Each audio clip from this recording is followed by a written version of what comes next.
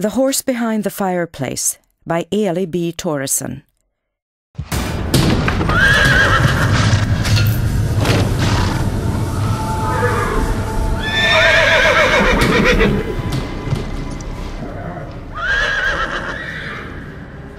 Frantic neighs echoed between the walls, and the horse dripped with sweat.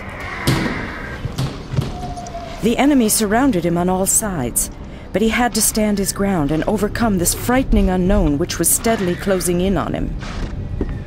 All of a sudden there was the sound of running footsteps and a voice shouting something. The horse whirled around and reared up on his hind legs in a final effort. The next moment, his hooves plunged down towards the obscure figure that was crouching on the floor.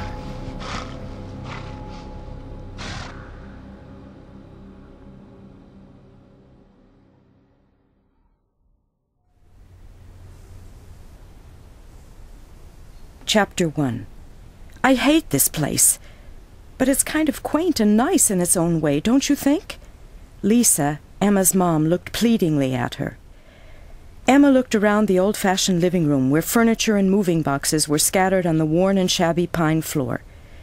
She pressed her lips together in a stubborn grimace. Quaint? How could anyone possibly think that this old dilapidated house way out in the middle of nowhere was quaint? She'd never seen anything more unquaint in her whole life. How could her parents do this to her? Emma felt a big lump in her throat. The thought of living here for a whole year, just she and her dad, was suddenly more than she could bear. It wouldn't have been so bad having her mom gone on the other side of the planet if Emma could have continued to live in the city. Then she could at least have gone to a regular school with all her friends around her like she was used to. 2 big, salty tears welled up in her eyes and trickled down her cheeks. "Oh, come on, Emma." Her dad's voice had an uncharacteristic, reproachful tone.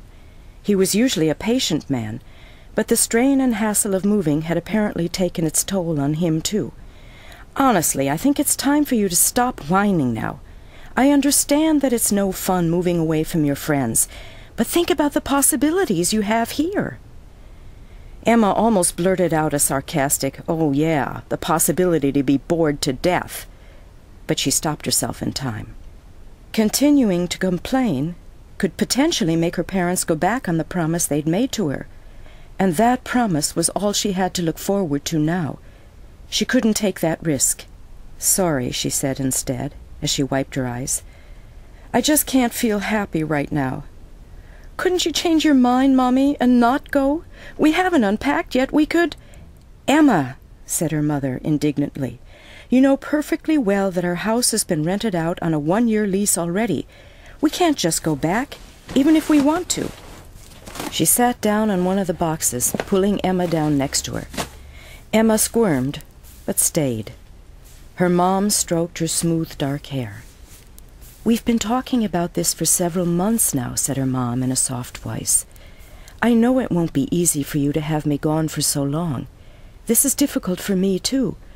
I'll miss both you and Frank more than I can say. But you know how important this job is." Yes, Emma knew. Her mom was a doctor, and she was going on a mission for the organization Doctors Without Borders, to a foreign and a rather dangerous country. She'd be gone for half a year, maybe more. Emma's stomach tightened into a knot at the mere thought of it.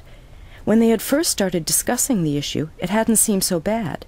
Then it had just been a distant thing in the future. But now, with only a few days until her mom's departure, it was very much a frightening reality. "But why do you have to do the job?" Emma suddenly burst out. "It's dangerous, and what if—" Her mom put her arm around her and squeezed her tight. "If everybody says that someone else can do the job, there won't be anybody left to do it," she said. "And I'm one of the lucky ones who gets to work at the field hospital, where we'll be very well looked after. I'll be completely safe, and I promise to send emails and call as often as I can." "And don't forget, you'll have your fondest dream come true in this place," her dad added. "You wouldn't have had a chance like this if we'd stayed in the city." For the first time that day, Emma felt some excitement and joy. She had wished for a horse for as long as she could remember, but that had never been possible. She couldn't have a horse where they lived, and the nearest riding stable was too far away for them to consider keeping a horse there. They would have had to pay somebody to take care of the horse in addition to paying an expensive boarding fee, and that was out of the question, as her parents had explained to her more times than she cared to remember. But here she would be able to have a horse, her very own horse. Well, that is, it wasn't actually hers, not really, but for a whole year Emma could pretend it was.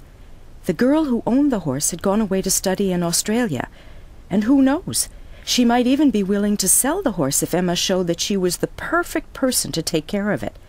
Emma thought optimistically.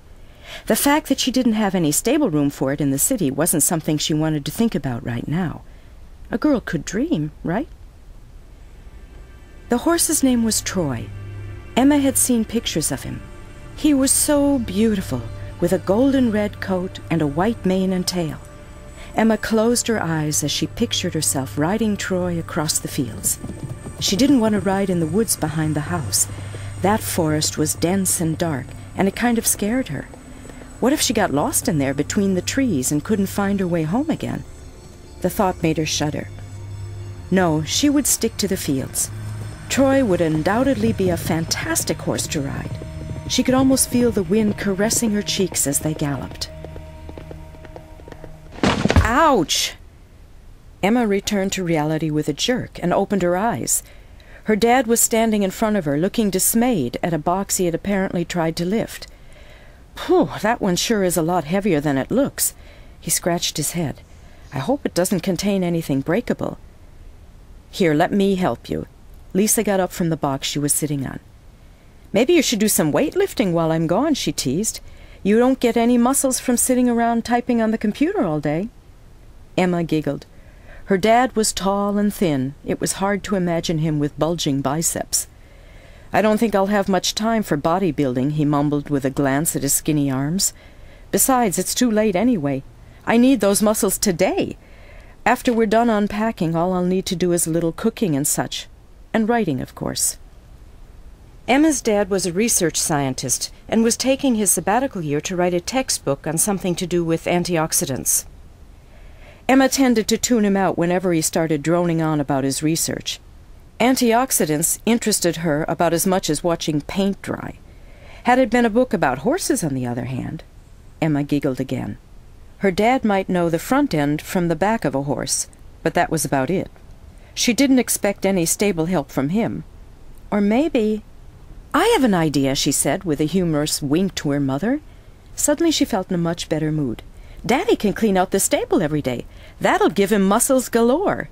"Oh, you'd like that, wouldn't you?" her dad laughed. "I'm not falling for that one. Cleaning the stable will be your department, little lady. I'm not going anywhere near that big stinky animal." "Stinky, you say?" Emma looked scandalized. "There's no better smell in the world than the smell of a horse, I'd like you to know." "Sure, wet, stinky horse parts, ugh." Her dad grinned teasingly at her. "Will you two stop it?" said Lisa, shaking her head. "Come on, we're going to work some muscle here, all three of us. We'd better get started carrying and unpacking, or there'll be no dinner around here." "We'll consider it if you promise to make tacos," said Emma and Frank in unison. Lisa laughed. "Fine, tacos it is, but get a move on then." While Emma dragged the boxes with her own things up the stairs, she managed to hold on to her good mood. But later, while lying in bed in the